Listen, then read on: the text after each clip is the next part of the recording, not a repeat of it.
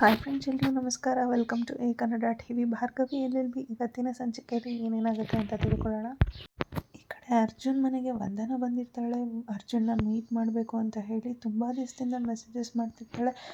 ಅವಳು ಯಾವುದೇ ಮೆಸೇಜಸ್ನು ಸಹ ನೋಡ್ತಿರಲ್ಲ, ಅದಕ್ಕೆ ರಿಪ್ಲೈಯನ್ನು ಸಹ ಮಾಡ್ತಿರಲ್ಲ. ಸೊ ಅದಕ್ಕೋಸ್ಕರ ಅವನನ್ನು ಡೈರೆಕ್ಟಾಗಿ ನೋಡಿ ಮೀಟ್ ಮಾಡಬೇಕು ಅಂತ ಹೇಳಿ ಅರ್ಜುನ್ ಮನೆಗೆ ಬಂದಿರ್ತಾಳೆ. ಅರ್ಜುನ್ ಮನೆಗೆ ಬಂದಾಗ ಅರ್ಜುನ್ ರೂಮಲ್ಲಿ ಭಾರ್ಗವಿನ ನೋಡಿ ವಂದನಾಗೆ ತುಂಬಾ ಶಾಕ್ ಆಗುತ್ತೆ. ಇವಳು ಯಾಕೆ ಇಲ್ಲಿದ್ದಾಳೆ ಅಂತ ಹೇಳಿ ಮನೆ ಒಳಗಡೆ ಕಿರ್ಚಾಡ್ಕೊಂಡು ತುಂಬಾ ರಂಪಾಟ ಮಾಡ್ತಾಳೆ. ರಂಪಾಟ ಮಾಡಿದ್ಮೇಲೆ ಅರ್ಜುನ್ ಹೇಳ್ತಾನೆ, ಯಾರ ಬಗ್ಗೆ ಈ ರೀತಿ ಎಲ್ಲ ಮಾತಾಡ್ತಿದ್ದೆ, ಏನಕ್ಕೋಸ್ಕರ ನೀನು ಹಿಂಗೆ ನಡ್ಕೊತಿದ್ಯಾ ಮನೆಯಲ್ಲಿ? ಭಾರ್ಗವಿ ಈಗ ನನ್ನ ಹೆಂಡತಿ, ಅದಕ್ಕೋಸ್ಕರನೇ ಅವ್ರು ಇವಾಗ ನಮ್ಮ ಮನೇಲಿ ಇದ್ದಾರೆ ಅಂತ ಹೇಳಿ ಅರ್ಜುನ್ ವಂದನ ಹತ್ರ ಹೇಳ್ತಾನೆ. ಆಗ ವಂದನಾಗಂತೂ ತುಂಬಾ ಶಾಕ್ ಆಗುತ್ತೆ. ಸ್ವಲ್ಪ ಸೈಕಾಗಿ ಹಾಡೋದಕ್ಕೆ ಶುರು ಮಾಡ್ತಾಳೆ ವಂದನ. ಏನು ನಿಮ್ಮಿಬ್ಬರು ಮದುವೆ ಆಗೋಯ್ತಾ? ಏನು ಹೇಳ್ತಿದ್ಯಾ ಅರ್ಜುನ್? ನಾನು ನಿನಗೋಸ್ಕರ ಎಷ್ಟು ವರ್ಷಗಳಿಂದ ಕಾಯ್ತಾ ಇದ್ದೀನಿ ಅಂತ ಗೊತ್ತಿದೆ ಅಲ್ವಾ? ಆದರೂ ಸಹ ನೀನು ನನ್ನ ಬಿಟ್ಟು ಇವಳನ್ನ ಮದುವೆ ಆಗೋದಕ್ಕೆ ಹೇಗೆ ಸಾಧ್ಯ ಅಂತ ಹೇಳಿ ಅವಳು ಅರ್ಜುನ್ ಮೇಲೆ ಕೋಪ ಮಾಡ್ಕೊತಾಳೆ. ಬರೀ ಅರ್ಜುನ್ ಮೇಲೆ ಮಾತ್ರ ಅಲ್ಲ, ಭಾರ್ಗವಿ ಮೇಲೂ ಕೂಡ ತುಂಬಾ ಕೋಪ ಮಾಡ್ಕೊತಾಳೆ. ತುಂಬಾ ಕೋಪ ಮಾಡಿಕೊಂಡು, ಯಾಕೆ ಬಂದೆ ನಮ್ಮಿಬ್ಬರ ಮಧ್ಯ? ನಾವಿಬ್ಬರು ಎಷ್ಟು ಚೆನ್ನಾಗಿದ್ವಿ. ಅರ್ಜುನ್, ನೀನು ಬರೋದಕ್ಕೂ ಮುಂಚೆ ಈ ರೀತಿ ಇರಲಿಲ್ಲ ಕಣೆ. ಅವನು ಎಷ್ಟು ಚೆನ್ನಾಗಿ ನನ್ನ ನೋಡ್ಕೊತಿದ್ದ, ಅವನು ನನ್ನ ಎಷ್ಟು ಚೆನ್ನಾಗಿ ಟ್ರೀಟ್ ಮಾಡ್ತಿದ್ದ. ಬಟ್ ನೀನು ಬಂದ ಮೇಲೆ ಎಲ್ಲ ಸಹ ಚೇಂಜ್ ಆಗೋಯ್ತು. ಯಾಕೆ ಬಂದೆ ನಮ್ಮಿಬ್ಬರ ಮಧ್ಯ ಅಂತ ಹೇಳಿ ಭಾರ್ಗವಿ ಮೇಲೆ ಅವಳು ಫೈಟ್ ಮಾಡೋದಕ್ಕೆ ಹೋಗ್ತಾಳೆ ಅಂತ ಹೇಳ್ಬೋದು. ಅಷ್ಟು ರೋಷ ಇಟ್ಕೊಂಡು ಭಾರ್ಗವಿ ಹತ್ರ ಹೋಗ್ತಾಳೆ. ಆಗ ಅರ್ಜುನು ವಂದನಾಳನ್ನು ತಡೀತಾನೆ.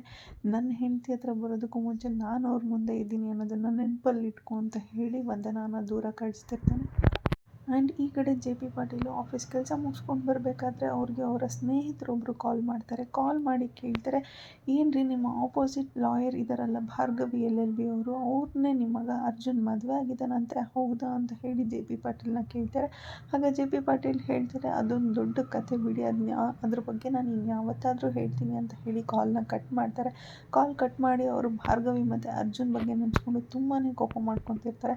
ಭಾರ್ಗವಿ, ತುಂಬಾ ದೊಡ್ಡ ತಪ್ಪು ಮಾಡಿಬಿಟ್ಟೆ ನೀನು. ನನ್ನ ಆಪೋನೆಂಟ್ ಲಾಯರ್ ಆಗಿ ಬಂದಿದ್ದು ಅಲ್ಲದೆ ನನ್ನ ಮಗನೂ ಸಹ ಮದುವೆ ಆಗಿಬಿಟ್ಟೆ. ನನ್ನ ಪ್ರೊಫೆಷ್ನಲ್ ಲೈಫ್ಗೆ, ನನ್ನ ಪರ್ಸ್ನಲ್ ಲೈಫ್ಗೆ ಒಂದು ದೊಡ್ಡ ಅಡ್ಡಗಾಲಾಗಿ ನಿಂತ್ಕೊಂಡ್ಬಿಟ್ಟಿದ್ಯಾ ನೀನಂತೂ. ನನ್ನ ಸಾಧನೆಗೆ ಯಾರಾದರೂ ಅಡ್ಡಿ ಬರ್ತಿದ್ದಾರೆ ಅಂತಂದರೆ ನಾನಂತೂ ಖಂಡಿತವಾಗ್ಲೂ ಅವ್ರನ್ನ ಸುಮ್ಮನೆ ಬಿಡೋದಿಲ್ಲ. ನನಗೆ ರಕ್ತ ಕೊಟ್ಟು ಹುಟ್ಟಿಸಿದಂಥ ಅಮ್ಮನೂ ಸಹ ನಾನು ಬಿಟ್ಟಿಲ್ಲ, ಹಾಗೆ ನಾನು ರಕ್ತ ಕೊಟ್ಟು ಹುಟ್ಟಿಸಿದಂತಹ ಮಗನೂ ಸಹ ನಾನು ಬಿಟ್ಟಿರಲಿಲ್ಲ. ಇನ್ನು ನಿನ್ನನ್ನು ಬಿಡ್ತೀನ? ನಾನಿವತ್ತು ಮನೆಯಲ್ಲಿ ಮಾಡುವಂತಹ ಗೇಮ್ ಪ್ಲ್ಯಾನ್ಗೆ ನೀನು ಅರ್ಜುನ್ ಮುಖ ನೋಡೋದಕ್ಕೇ ಬೇಸರ ಪಟ್ಕೊಬೇಕು. ಅವ್ನು ನೋಡಿದ್ರೇ ಅಸಹ್ಯ ಅಂದ್ಕೊಂಡು ನೀನೇ ನನ್ನ ಮಗ ಅರ್ಜುನ್ನ ಬಿಟ್ಟು ಹೋಗಬೇಕು. ಅರ್ಜುನ್ನು ನನ್ನ ಬಾಳಲ್ಲಿ ಒಂದು ಕಪ್ಪು ಚುಕ್ಕೆ ಅಂತ ಅಂದ್ಕೊಂಡಿದ್ದೆ. ಬಟ್ ವಂದನಾನ ಮದುವೆ ಆದಮೇಲೆ ಎಲ್ಲವೂ ಸಹ ಸರಿ ಹೋಗುತ್ತೆ ಅಂತಲೂ ಸಹ ನಾನು ಅಂದ್ಕೊಂಡಿದ್ದೆ. ಬಟ್ ಅವನು ನಿನ್ನನ್ನು ಮದುವೆ ಆಗಿ ನನ್ನ ಮಗ ಆಗೋದಕ್ಕೆ ಲಾಯಕ್ಕಿಲ್ಲ ಅನ್ನೋದನ್ನು ಪ್ರೂವ್ ಮಾಡಿಬಿಟ್ಟ. ನೀನು ನನ್ನ ಮಗನ ಮದುವೆ ಆಗಿ ನನ್ನ ಪರ್ಸ್ನಲ್ ಲೈಫ್ ಆಗಿ ಪ್ರೊಫೆಷ್ನಲ್ ಲೈಫ್ ಎರಡನ್ನೂ ಸಹ ಕೆಡಿಸ್ಬಿಟ್ಟಿದೀಯ. ನೀನೀಗ ಅವನನ್ನು ಮದುವೆ ಆಗಿರೋದ್ರಿಂದ ನಾನು ಎಷ್ಟೋ ವರ್ಷಗಳಿಂದ ಕನಸು ಕಂಡುಕೊಂಡಿದ್ದಂತಹ ಒಂದು ಪ್ರಾಜೆಕ್ಟ್ ಇವಾಗ ಅಲ್ಲಿಗೆ ನಿಂತೋಗುವಂಥ ಪರಿಸ್ಥಿತಿ ಬಂದಿದೆ. ನನ್ನ ಮತ್ತು JP ಮಧ್ಯೆ ಇದ್ದಂತಹ ಫ್ರೆಂಡ್ಶಿಪ್ ಹಾಳಾಗೋ ಮಟ್ಟಕ್ಕೆ ಬಂದಿದೆ. ಇದರಿಂದ ಏನಾದರೂ ಮುಂದೆ ತೊಂದರೆ ಆಯಿತು ಅಂತಂದರೆ ನಾನಂತೂ ಯಾರನ್ನೂ ಸುಮ್ಮನೆ ಬಿಡೋದಿಲ್ಲ ಅಂತ ಹೇಳಿ JP ಪಾಟೀಲ್ ಇಲ್ಲಿ ಅಂದ್ಕೊತಿರ್ತಾರೆ. ಆ ಕಡೆ ವಂದನ ಭಾರ್ಗವಿನ ತುಂಬಾ ಬೈತಾನೆ ಇರ್ತಾಳೆ. ಆಗ ಅರ್ಜುನ್, ಅವ್ರಿಗೆ ನಾನು ತಾಳಿ ಕಟ್ಟಿದ್ದೀನಿ, ಅವ್ರ ಬಗ್ಗೆ ಈ ರೀತಿ ಎಲ್ಲ ಮಾತಾಡೋದಕ್ಕೆ ಮುಂಚೆ ನಿನ್ನ ಬಾಯಿ ಹಿಡಿತದಲ್ಲಿ ಇಟ್ಕೊ ಅಂತ ಹೇಳಿ ಅರ್ಜುನ್ ವಂದನಾಗೆ ಬೈದಿರ್ತಾನೆ. ಆಗ ವಂದನ, ನೀನು ತಾಳಿ ಕಟ್ಟಿದ್ದೀಯ ಅಂತ ಹೇಳಿ ನಾನು ಇವಳಿಗೆ ಏನು ಮಾಡಬಾರ್ದ? ಇವಳ ಕತ್ತಲ್ಲಿ ತಾಳಿ ಇದ್ದರೆ ತಾನೇ ಇಷ್ಟೆಲ್ಲ ನಡೆಯೋದು. ಆ ತಾಳಿನೇ ಇಲ್ಲ ಅಂದರೆ ಅವಳು ನಿನ್ನ ಹೆಂಡತಿ ಹೇಗಾಗ್ತಾಳೆ ಅಂತ ಹೇಳಿ ಅವಳು ತಾಳಿನ ಕಿತ್ತಾಕೋಕೆ ಹೋಗ್ತಾಳೆ. 2-3 ಸತಿ ಅವಳು ತಾಳಿಗೆ ಕೈ ಹಾಕ್ತಾಳೆ. ಆಗ ಅರ್ಜುನ್ ವಂದನಾಳನ್ನು ತಡೆದು ಅವಳನ್ನು ದೂರ ತಳ್ತಿರ್ತಾಳೆ. ಆಗ ವಂದನ ಹೇಳ್ತಾಳೆ, ಅರ್ಜುನ್, ಇವಳು ನಿನ್ನ ಟ್ರ್ಯಾಪ್ ಮಾಡಿದ್ದಾಳೆ ಕಣೋ, ದುಡ್ಡಿಗೋಸ್ಕರ ಇವಳು ಮತ್ತು ಸಂಧ್ಯಾ ಇಬ್ಬರು ಒಂದೇ. ದುಡ್ಡಿಗೋಸ್ಕರ ಆಗ ವಿಕ್ಕಿ ಮೇಲೆ ಕೇಸನ್ನು ಹಾಕಿದ್ರು. ಸಂಧ್ಯಾಳನ್ನು ಇಟ್ಕೊಂಡು ಇಷ್ಟೆಲ್ಲ ದುಡ್ಡು ಮಾಡ್ಬೋದು ಅಂತ ಹೇಳಿ ಇವರಿಬ್ಬರು ಟ್ರೈ ಮಾಡಿದ್ರು. ಬಟ್ ಅದಾಗಲಿಲ್ಲ. ಅದಕ್ಕೋಸ್ಕರ ಇವಳು ಇವಾಗ ನಿನ್ನನ್ನು ಮದುವೆ ಆಗಿದ್ದಾಳೆ, ನಿನ್ನ ಮದುವೆ ಆದರೆ ಅವಳು ತುಂಬಾ ದುಡ್ಡು ನೋಡ್ಬೋದು, ಅವಳ ಲೈಫ್ ಸೆಟಲ್ ಆಗುತ್ತೆ ಅಂತ ಹೇಳಿ ಅವಳು ನಿನ್ನನ್ನು ಟ್ರ್ಯಾಪ್ ಮಾಡಿ ಮದುವೆ ಆಗಿದ್ದಾಳೆ ಕಣೋ, ಅರ್ಥ ಮಾಡ್ಕೊಳ್ಳೋ, ನೀನು ತುಂಬ ಮುಗ್ಧ ಕಣೋ, ನಿನ್ಗೆ ಇದು ಯಾವುದು ಗೊತ್ತಾಗ್ತಿಲ್ಲ ಅಂತ ಹೇಳಿ ಅವಳು ಆರೋಪನೆಲ್ಲ ಭಾರ್ಗವಿ ಮೇಲೇ ಹಾಕ್ತಿರ್ತಾಳೆ. ಆಗ ಅರ್ಜುನ್ ಹೇಳ್ತಾನೆ, ಸ್ಟಾಪ್ ಇಟ್ ವಂದನಾ, ನಾನು ಯಾವತ್ತೂ ನಿನ್ನನ್ನು ಮದುವೆ ಆಗ್ತೀನಿ ಅಂತಲೇ ಹೇಳಿರಲಿಲ್ಲ. ನನಗಾಗ್ತಿದ್ದಂತಹ ಮೋಸನ ತಡ್ಕೊಂಡು ನಾನು ಇಷ್ಟು ದಿವಸ ಸುಮ್ಮನೆ ಇದ್ದೆ. ಬಟ್ ನಾನು ನೀನು ನಂಗೆ ಮಾಡ್ತಿದ್ದಂತಹ ಮೋಸನೆಲ್ಲ ಬಿಟ್ಟು ನಾನು ಇಷ್ಟಪಟ್ಟಿರೋ ಹುಡುಗಿನ ಮದುವೆ ಆಗಿದ್ದೀನಿ. ನಾನು ಲೈಫಲ್ಲಿ ಖುಷಿಯಾಗಿರಬೇಕು ಅಂತಲೇ ಇವ್ರನ್ನ ಮದುವೆ ಆಗಿರೋದು. ಇವರನ್ನು ನಾನು ತುಂಬ ಚೆನ್ನಾಗಿ ನೋಡ್ಕೋತೀನಿ ಅಂತ ಹೇಳಿ ಅರ್ಜುನ್ ಹೇಳ್ತಾನೆ. ಆಗ ವಂದನಾ ಹೇಳ್ತಾಳೆ, ಏನು ನಿನಗೆ ಮೊದಲಿಂದನೂ ನನ್ನ ಮೇಲೆ ಇಂಟ್ರೆಸ್ಟ್ ಇರಲಿಲ್ವಾ? ಈ ಮಾತನ್ನು ನಿಮ್ಮ ಮನೇಲಿ ಯಾರಾದರೂ ಹೇಳಿಬಿಡ್ಲಿ ನೋಡೋಣ. ಇಂಟ್ರೆಸ್ಟ್ ಇಲ್ದಿರೇ ನನ್ನ ಜೊತೆ ಎಂಗೇಜ್ಮೆಂಟ್ ಮಾಡ್ಕೊಂಡ, ಇಂಟ್ರೆಸ್ಟ್ ಇಲ್ದಿರೇ ನನ್ನನ್ನು ಮದುವೆ ಆಗೋಕ್ಕೆ ಒಪ್ಕೊಂಡಿದ್ದ ನೀನು ಅಂತ ಹೇಳಿ ವಂದನಾ ತುಂಬಾ ಕಿಚ್ಚಾಡ್ತಿರ್ತಾಳೆ. ಅಷ್ಟರಲ್ಲಿ ಅಲ್ಲಿಗೆ ಜೆ ಪಿ ಪಾಟೀಲ್ ಬರ್ತಾರೆ. ಜೆ ಪಿ ಪಾಟೀಲ್ ಬಂದು ವಂದನಾನ ಸುಮ್ಮನೆ ಮಾಡ್ತಾರೆ. ವಂದನಾ ಸುಮ್ಮನೆ ಇರು, ಇದು ಟ್ರ್ಯಾಪ್ ಮದುವೆ ಅಷ್ಟೇ. ಈ ಕೇಸಿಂದ ನನ್ನನ್ನು ಬಚಾವ್ ಮಾಡೋದಕ್ಕೆ, ವಿಕಿನ ಬಚಾವ್ ಮಾಡೋದಕ್ಕೆ, ಈ ಕೇಸನ್ನ ಇಲ್ಲಿಗೆ ಮುಗಿಸೋದಕ್ಕೆ ಅರ್ಜುನ್ ಭಾರ್ಗವಿನ ಮದುವೆ ಆಗುವಂತಹ ಟ್ರ್ಯಾಪ್ ಮಾಡಿದ್ದಾನೆ. ಸೊ ಇದು ಒರಿಜಿನಲ್ ಮದುವೆ ಅಲ್ಲ. ನನ್ನ ಮೇಲಿರೋ ಪ್ರೀತಿಗೋಸ್ಕರ ಅವ್ನು ನಾಟಕ ಆಡಿ ಭಾರ್ಗವಿನ ಟ್ರ್ಯಾಪ್ ಮಾಡೋಕ್ಕೆ ಆಗಿರುವಂಥ ಮದುವೆ ಅಷ್ಟೇ. ಈಗ ನೀನು ಇಲ್ಲಿಂದ ಹೊರಡು ಅಂತ ಹೇಳಿ ವಂದನಾನ ಅಲ್ಲಿಂದ ಕಳಿಸ್ತಾನೆ.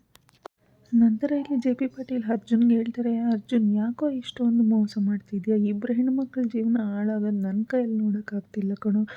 ಇಷ್ಟೆಲ್ಲ ಆದಮೇಲೂ ಏನಕ್ಕೆ ಟ್ರ್ಯಾಪ್ ಮಾಡ್ತಾಯಿದ್ಯಾ ಭಾರ್ಗವಿನ? ಇನ್ನು ಸಾಕು, ನಾಟಕನ ನಿಲ್ಲಿಸ್ಬಿಡು ಅಂತ ಹೇಳಿ ಇಲ್ಲಿ ಜೆ ಪಿ ಪಾಟೀಲ್ ಅರ್ಜುನ್ಗೆ ಹೇಳ್ತಾರೆ. ಆಗ ಅರ್ಜುನ್, ಅಯ್ಯೋ ಡ್ಯಾಡ್, ನಾನೇನು ನಾಟಕ ಮಾಡ್ತಿಲ್ಲ ಡ್ಯಾಡ್, ನಾನು ಭಾರ್ಗವಿಯವ್ರನ್ನ ನಿಜವಾಗ್ಲೂ ಪ್ರೀತಿಸಿದ್ದೀನಿ, ಅದಕ್ಕೆ ನಾನು ಅವ್ರನ್ನ ಮದುವೆ ಆದೆ ಅಂತ ಹೇಳ್ತಿರ್ತಾನೆ.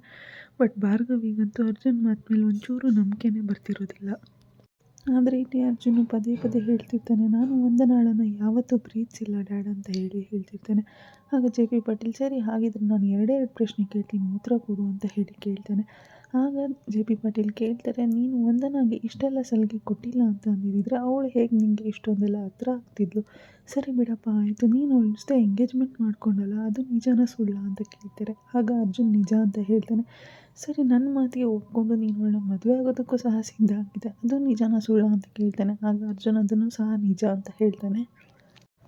ಹಾಗಂತೂ ಭಾರ್ಗವಿಗೆ ಅರ್ಜುನ್ ಮೇಲೆ ಇದ್ದಂತಹ ನಂಬಿಕೆ ಕಂಪ್ಲೀಟಾಗಿ ಹೊರಟೋಗ್ಬಿಡುತ್ತೆ ಅಂತಲೇ ಹೇಳ್ಬೋದು. ಬಟ್ ಇದೆಲ್ಲನೂ ಸಹ ಜೆ ಪಿ ಪಾಟೀಲ್ ಮಾಡ್ತಿರುವಂತಹ ಟ್ರ್ಯಾಪ್ ಆಗಿದೆ. ಅರ್ಜುನ್ ಮತ್ತು ಭಾರ್ಗವಿನ ಹೇಗಾದರೂ ಮಾಡಿ ದೂರ ಮಾಡಬೇಕು, ಅರ್ಜುನ್ಗೆ ವಂದನಾಳನ್ನೇ ಕೊಟ್ಟು ಮದುವೆ ಮಾಡಬೇಕು ಅಂತ ಹೇಳಿ ಪ್ಲ್ಯಾನ್ ಮಾಡಿಕೊಂಡು ಜೆ ಪಿ ಪಾಟೀಲ್ ಈ ರೀತಿ ಎಲ್ಲ ನಡ್ಕೊತಿದ್ದಾನೆ. ಬಟ್ ಭಾರ್ಗವಿ ಇವಾಗಿರುವಂತಹ ಪರಿಸ್ಥಿತಿಯಲ್ಲಿ ಅವಳು ಯಾರನ್ನೂ ಸಹ ನಂಬೋದಕ್ಕಾಗ್ತಿಲ್ಲ. ಈ ಕಡೆ ಅರ್ಜುನ್ನ ನಂಬಬೇಕಾ, ಈ ಕಡೆ ಜೆ ಪಿ ಪಾಟೀಲ್ನ ನಂಬಬೇಕಾ ಅನ್ನುವಂತಹ ಕನ್ಫ್ಯೂಷನ್ನಲ್ಲಿ ಇದ್ದಾಳೆ ಭಾರ್ಗವಿ.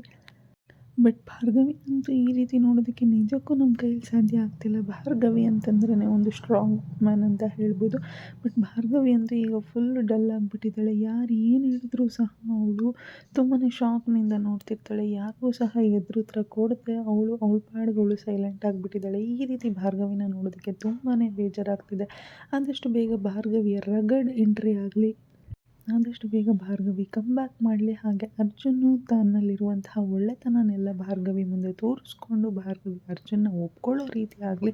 ಹಾಗೆ ಜೆ ಪಿ ಪಾಟೀಲ್, ಬೃಂದ, ವಂದನಾ, ಶಕ್ತಿ ಎಲ್ಲರೂ ಸೇರಿಕೊಂಡು ಮಾಡ್ತಿರುವಂತಹ ಷಡ್ಯಂತ್ರಗಳು ಭಾರ್ಗವಿ ಮುಂದೆ ಆದಷ್ಟು ಬೇಗ ಬಯಲಾಗಿ ಭಾರ್ಗವಿ ಅರ್ಜುನ ಒಪ್ಕೊಳ್ಳೋ ರೀತಿ ಆಗಲಿ ಅಂತ ಹೇಳ್ತಾ ಇವತ್ತಿನ ಎಪಿಸೋಡ್ನ ಇಲ್ಲಿಗೆ ಮುಕ್ತಾಯ ಮಾಡ್ತಾ ಇದ್ದೀನಿ. ಮುಂದಿನ ಸಂಚಿಕೆಯಲ್ಲಿ ಭಾರ್ಗವಿ LLBಯಲ್ಲಿ ಏನಾಗ್ತದೆ ಅಂತ ತಿಳ್ಕೊಬೇಕು ಅಂದರೆ ನನ್ನ ಚಾನಲನ್ನು ತಪ್ಪದೆ ಸಬ್ಸ್ಕ್ರೈಬ್ ಮಾಡ್ಕೊಳ್ಳಿ. Thank you.